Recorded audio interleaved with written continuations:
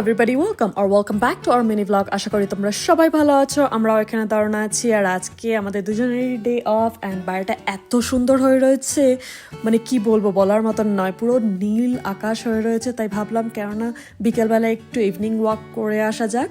তাই ঝটপট দেরি না করে লাঞ্চ টাঞ্চ করে একটু রেস্ট নিয়ে নিলাম অ্যান্ড দেন বিকেলবেলায় আমি আর লোক দুজনে মিলে বেরিয়ে পড়লাম গাড়ি নিয়ে একটু দূরে কোথাও গিয়ে ইভিনিং ওয়াক করার জন্য। আর এই যে মাউন্টেনটা দেখতে পাচ্ছ, এই মাউন্টেনটার নাম হচ্ছে গ্র্যান্ড টিটান মাউন্টেন, যেটা পরিচিত হচ্ছে ওয়ার্ল্ডের সব থেকে বেশি ফটোগ্রাফড মাউন্টেন হিসাবে, কারণ এত সুন্দর দেখতে যে কি বলবো আর।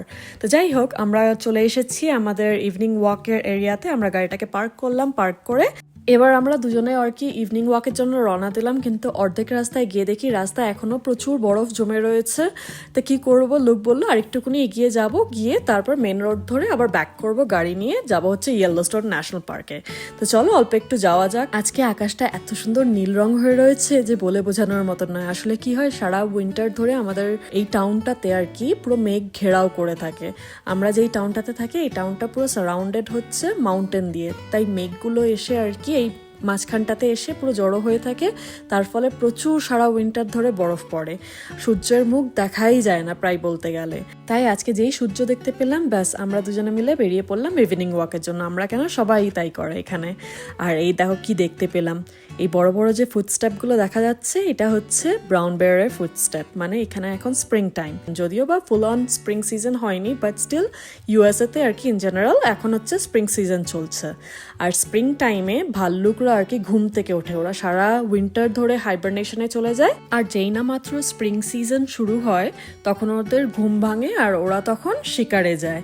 আর এই জায়গায় প্রচুর এল্ক, ডিয়ার, ফক্স, কয়োটিস, ওলফ সবকিছুই মোটামুটি ফ্রিলি আর কি ঘুরে বেড়াচ্ছে আর দেখতে পাওয়া যায় সচরাচর। তাই এখন আর কি ভাল্লুকরা ঘুম থেকে উঠেই হান্টিং এ বেরোয়।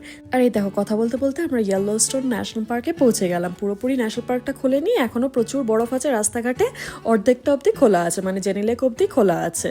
আর এটা হচ্ছে জেনি লেক, যেখানে গরমকালে আর কি সবাই কায়াকিং করতে যায়, সুইমিং করতে যায়, কিন্তু শীতকালে এই যে আইস ফিশিং করতে যায় আর হাইকিং করতে যায়। এই টাইমে এরকম ফ্রোজেন লেকের ওপর আইস ফিশিং বা হাইকিং করতে যাওয়া মানে বিরাট একটা রিস্কের ব্যাপার, কারণ বলা যায় না কখন আর কি একটা থিন আইসের মধ্যে পা পড়বে, ব্যাস ধুপ করে আমরা ভেতরে জলের ভেতর পড়ে যাবো আর উইদিন 2 to 3 মিনিটস আমরা হাইপোথার্মিয়ায় মরে যাব, কারণ আমাদের বডি এরকম ঠান্ডা জলে আর কি অভ্যস্ত নয়। লেকের ওপরটা ফ্রোজেন, কিন্তু নিচে একদম পুরো ঠান্ডা কনকনে রানিং ওয়াটার। আজকের আমাদের বিকেলটা দারুণভাবে কাটলো। চলো তাহলে এই মিনি ব্লগটা আমরা এখানেই এন্ড করছি। তোমাদের সবার সাথে দেখা হবে পরের একটা মিনি ব্লগে। Till then take care, stay safe, stay healthy, by.